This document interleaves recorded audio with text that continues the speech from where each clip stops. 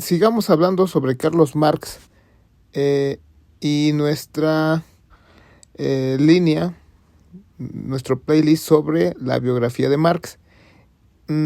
Tenemos que hablar aún más sobre el anti-Düring.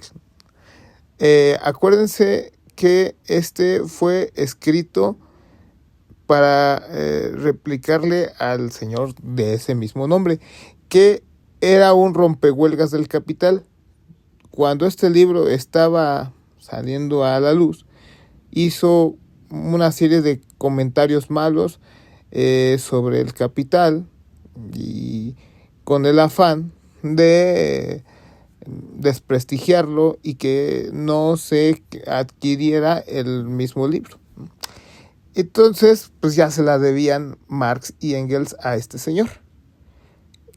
Wilhelm Liebknecht a cada rato insiste con que había que contestarle a este individuo, porque ya se había agarrado de su botana a Marx y desde luego a Engels y a todas las ideas del socialismo científico que provenían de este par.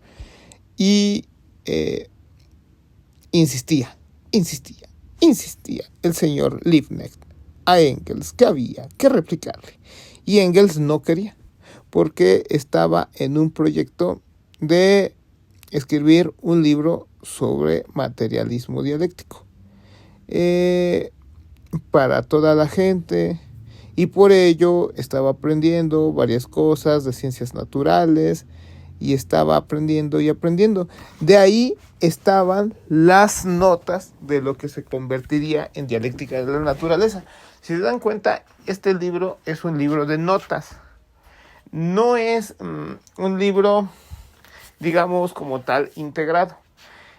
Era un libro como de muchas notas de lo que más adelante sería como un libro en forma de materialismo dialéctico. Entonces, cuando se edita este libro, se edita así las notas como quedaron.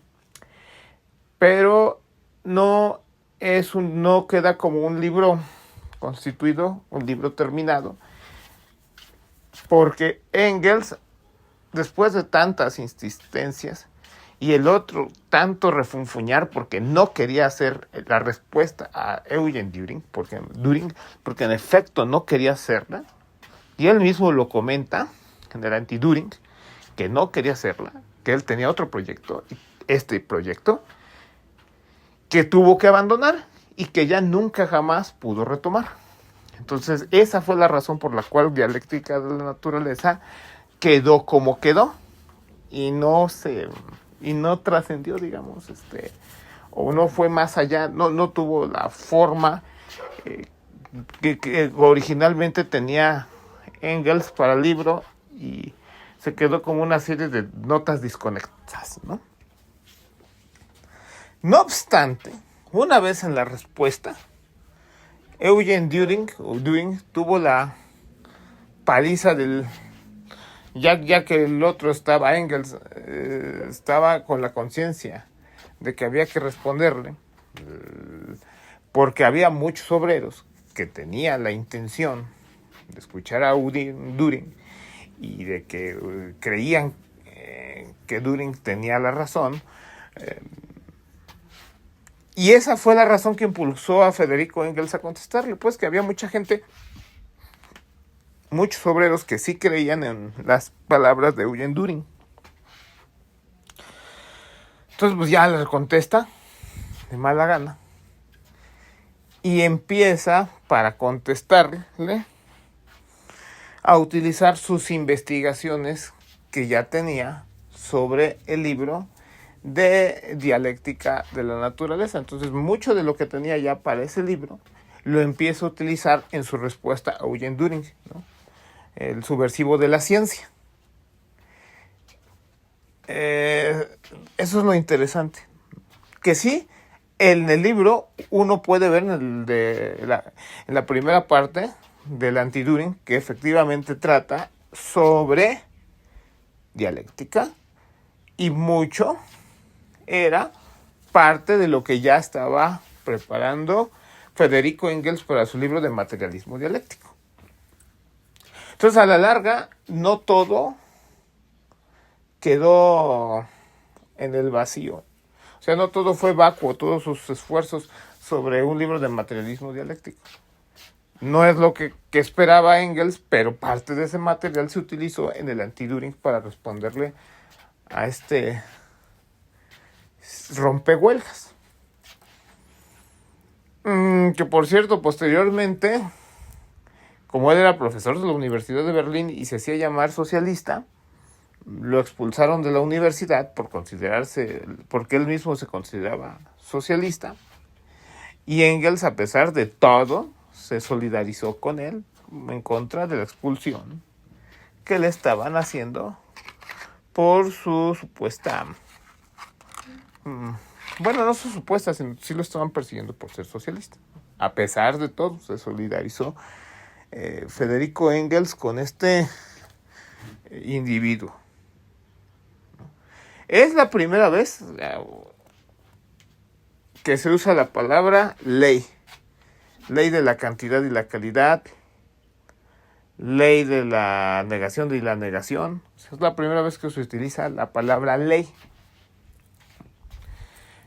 para las leyes de la dialéctica. Es allí, en este libro, en el Anti-Düring, cuando se empieza a utilizar la palabra leyes de la dialéctica.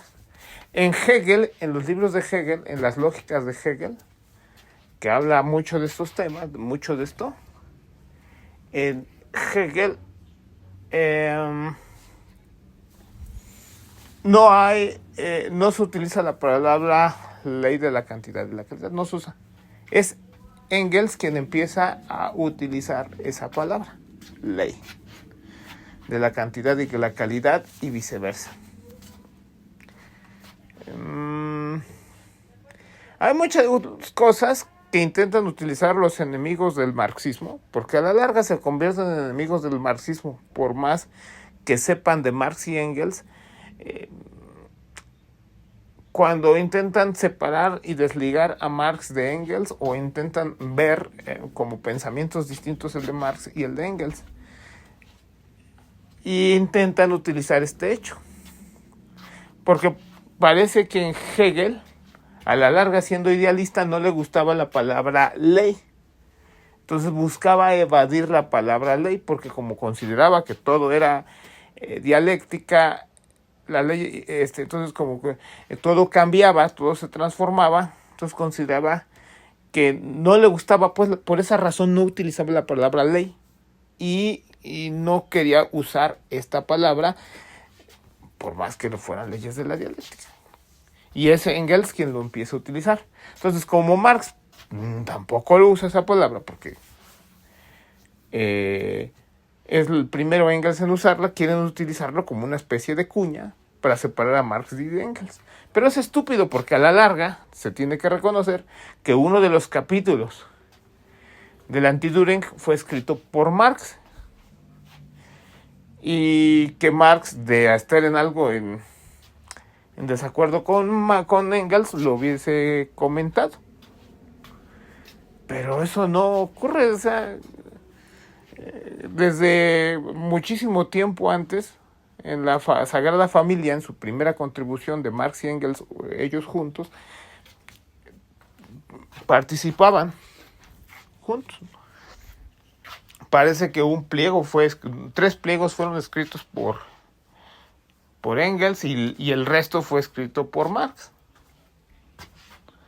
Entonces, no se vale lo que quieren hacer de desvincular el pensamiento de Engels del de Marx. Y yo tengo como la fuerte sensación de que quieren desplazar a Engels para sentirse a sí mismos como los continuadores de Marx, aunque ustedes no lo crean, y desplazar a Engels de su espacio, ¿no? O sea, algo así, tiene un aire de eso, cuando intentan desligar a Marx de Engels, ¿no? Como diciendo, no, yo soy más chipocludo que Engels, y como soy más chipocludo que él, lo hago a un lado y en su lugar voy yo, ¿no? De hecho, hasta las biografías que hacen sobre Marx, ¿no? es la mejor biografía que se ha hecho de Marx. Y los biógrafos siempre dicen, la mía. Oye, pero si Marx, Franz Mehring hizo una biografía siendo amigo de él, que no sé qué, o incluso tiene más elementos, es la propia hija, Eleonor. No, se consideran ellos más chipocludos incluso que la propia hija. O sea, imagínense qué clase de inútiles. Entonces hay que tener mucho cuidado con ese tipo de gente. Eso sí, no han hecho nada por el movimiento obrero, pero ya se sienten superiores que Engels, ¿no? Bueno, en fin. Continuamos. Marx, para escribir el tercer volumen del Capital, estaba muy interesado en cosas de química. Hablando de ciencias exactas, siguiendo en ese camino de las ciencias exactas. Entonces Marx estaba interesado, cuando estaba hablando en el volumen 3 del Capital, en el último libro del volumen 3, cuando se habla de renta diferencial y todas estas cosas, se habla de fertilidad de la tierra. Bueno, ustedes ya lo pueden ver, ¿no? Entonces, allá había muchos... Lo pueden ver aquí porque en este canal ya hemos hecho videos sobre el volumen 3 del Capital y sobre la renta diferencial, toda esta situación. Pero no lo vamos a abordar aquí en este podcast porque va más allá de lo que queremos abordar y eso además ya se abordó. Entonces, todo esto tiene que ver con fertilidad de la tierra. Y la fertilidad de la tierra es enriquecida con nitrógeno. Y por supuesto necesitas aprender la extracción del nitrógeno y todo este tipo de cosas. Y eso es aprender mucho de química. Así que Marx también empezó a interesarse mucho al final de sus días en la química, especialmente al final de sus días, es cuando empezó a interesarse en la química. Y tenía un amigo que es químico, o que era químico. A tal grado llegó su amistad con su amigo químico, que cuando falleció Marx, este fulanito es de las pocas personas que fue al sepelio de Marx, que fue a despedirse de Marx. O sea, era una amistad en verdad entrañable, fue una amistad buena la que tuvo con este señor. Pero no solo se interesó, también se interesó en biología Marx. También ya habíamos platicado de los intereses de Marx en matemáticas, ¿no? Creía que con matemáticas podría predecirse las crisis económicas, pero pues no se ha podido hasta el momento y yo dudo firmemente que esto se pueda hacer porque pues depende de muchas cosas que no son cuentas matemáticas, ¿no? Muchas ocasiones las crisis económicas, ¿no? Podrás predecir muchas cosas con la economía, con las matemáticas, sí, pero no todo. No creo que exactamente una crisis económica. Bueno, a lo mejor siempre sí, ¿verdad? Pero yo creo que no. No me suena mucho a eso. Pero sí, se puede hacer muchos pronósticos.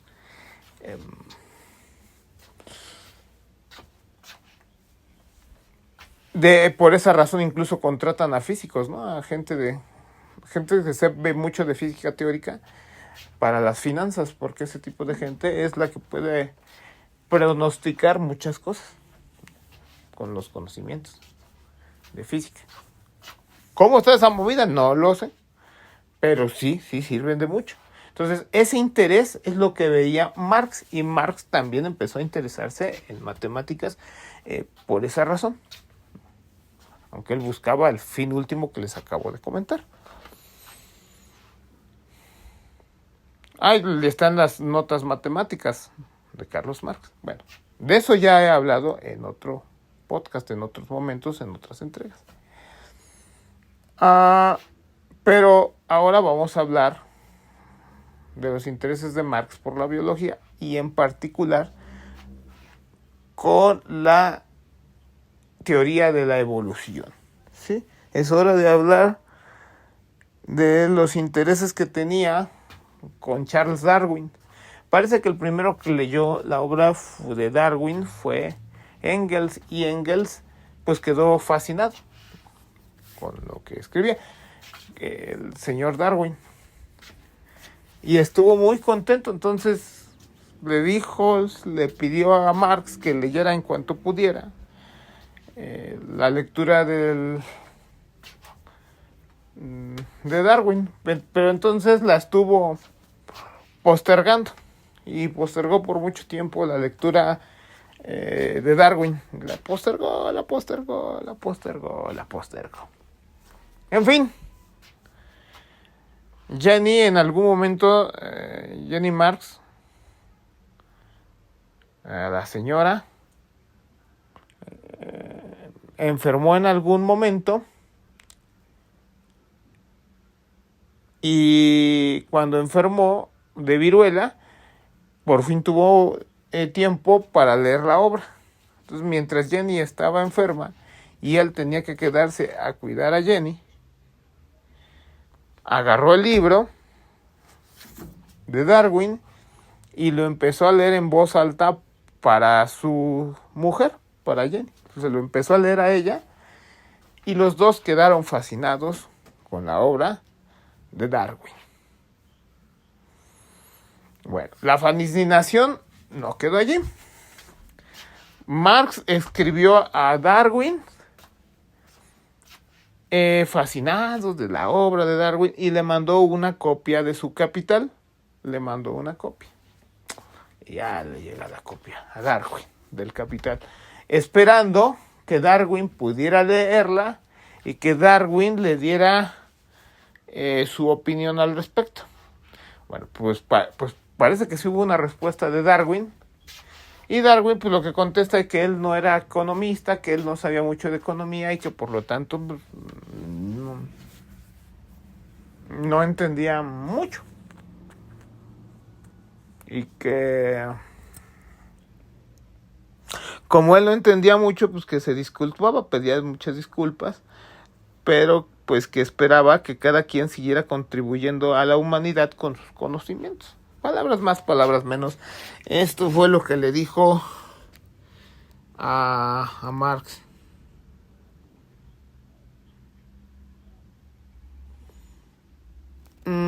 También empezó por esas épocas a aprender un poco de antropología y de allí empezaron los estudios del origen de la familia.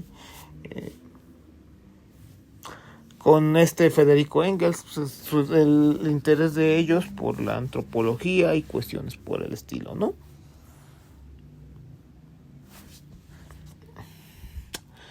A ver qué más tengo. Bueno, me parece que por el momento no tengo más. Esto fue lo último. Bueno, ya más bien al final en lo que las cosas que se empezaba a interesar de sus días Marx. Bueno, por otro lado, podemos hablar un poco de la internacional, de la formación de la primera internacional. Cuando esta empezó a formarse, pues había gente de mucha naturaleza. A Marx lo invitó otro obrero. Él no es que haya llegado de buenas a primeras como primer fundador. A él, a su vez, lo invitaron. Y entonces él llega como parte de esa invitación. Pero pronto Marx se destaca como teórico, como era de esperarse. Y él era uno de los voceros, o el vocero más importante de esta institución. Y bueno, no llegó él solo. Resulta que por aquel entonces había un antiguo milloneta ruso. No recuerdo qué era, si era... bueno, pero tenía algún cargo en la nobleza rusa. Y que por ser muy rebelde, el tipo lo iban a fusilar en una ocasión, le perdonaron la vida, una segunda ocasión creo que también le perdonaron la vida, tuvo que esconderse en el bosque, vivir como nómada, y tenía una vida huyendo de la autoridad, y en algunas ocasiones, tengo entendido, era para salvaguardar su propia vida. Entonces, por azares del destino, llega a Londres, lo integran a la Primera Internacional. Había mucha gente que lo veía con buen entusiasmo a Bakunin, se llama Bakunin, no sé si estábamos hablando de Bakunin. Y entonces la gente adoraba por esta razón a Bakunin. Incluso cuando llegó, se volvió una figura destacada, el tal Bakunin, y le hicieron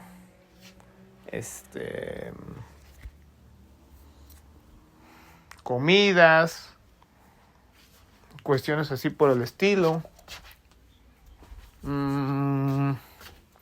Y además de comidas, pues tenía la atención de toda la gente.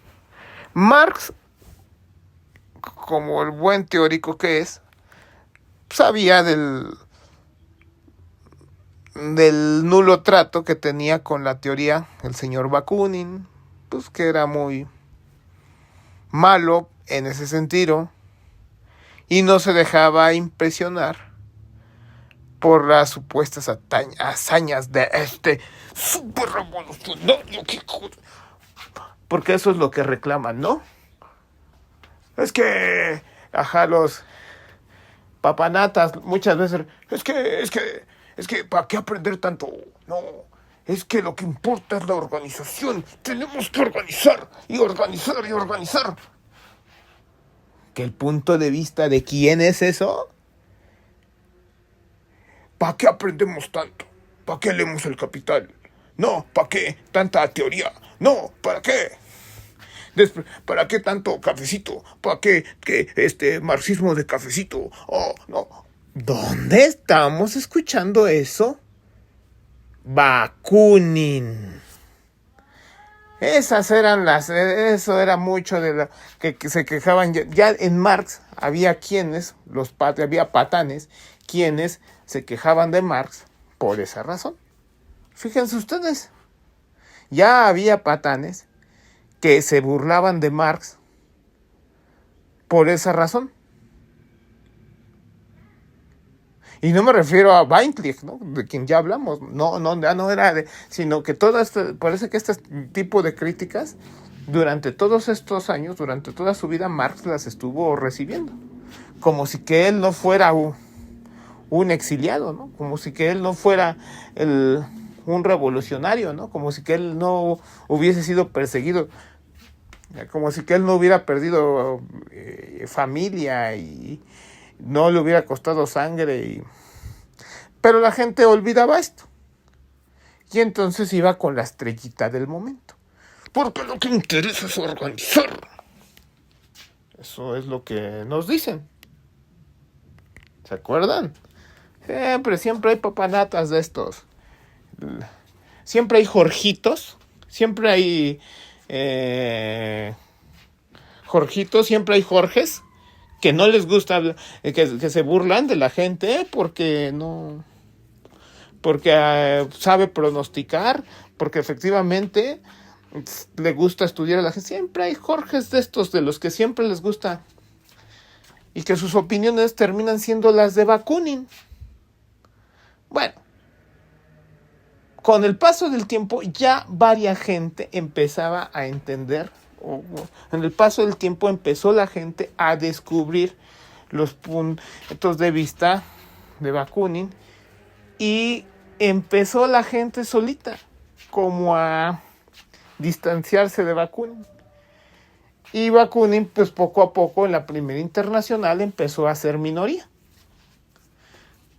Porque la misma gente empezó a descubrir qué tipo de personajes son estos Bakunin, este tipo de Jorgitos que siempre andan ahí molestando. Bueno, pero parece que esto siempre sí se repite en la historia. Primero era Bindling, ahora Bakunin. Pero además parece que en la historia del movimiento obrero siempre encontramos en gente como esta. Siempre encontramos gente como esta, ¿no?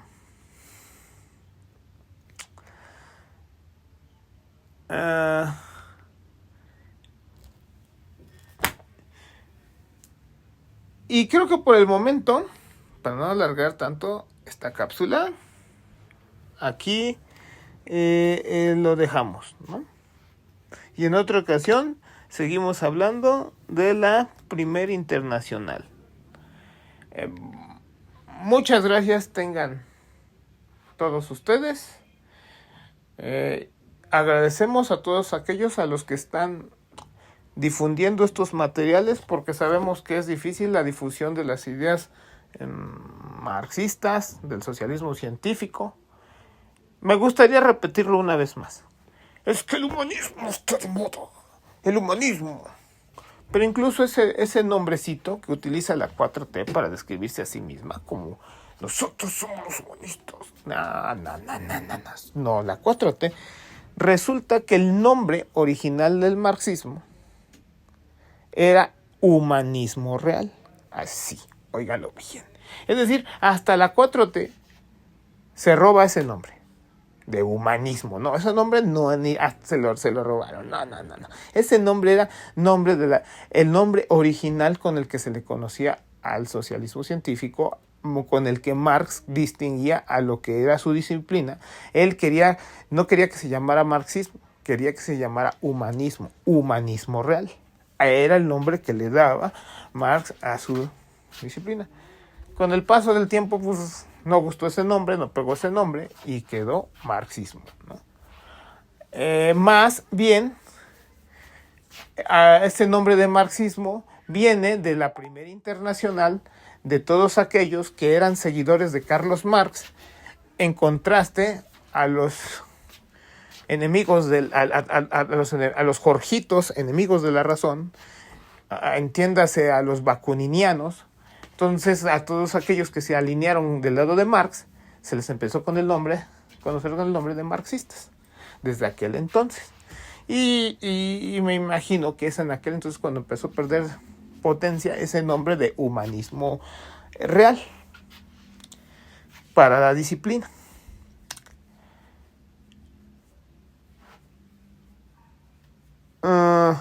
Bueno, entonces, como ustedes ven, siempre es difícil la difusión de estas ideas, que además no son fáciles de entender para la clase obrera en general, porque la teoría es para la vanguardia de la clase, no más para la teoría,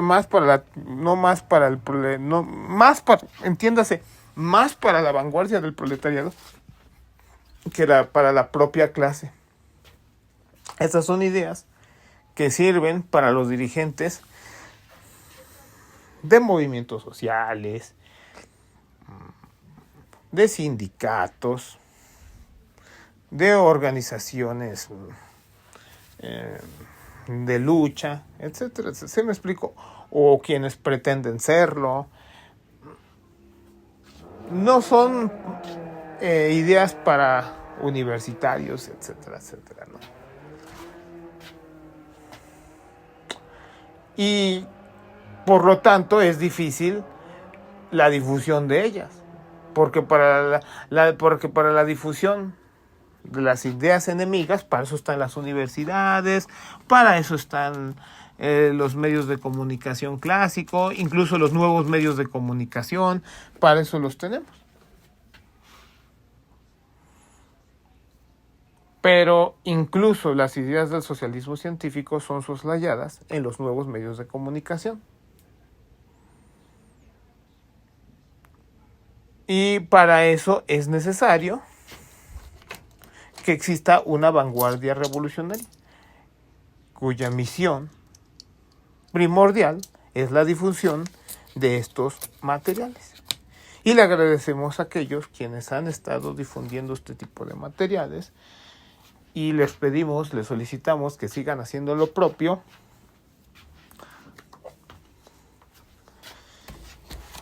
Y ya llegará el momento de conocernos, porque en una de esas sí nos conocemos, pero si no nos conocemos, ya nos conoceremos. Bueno, como quiera que sea. Muchas gracias.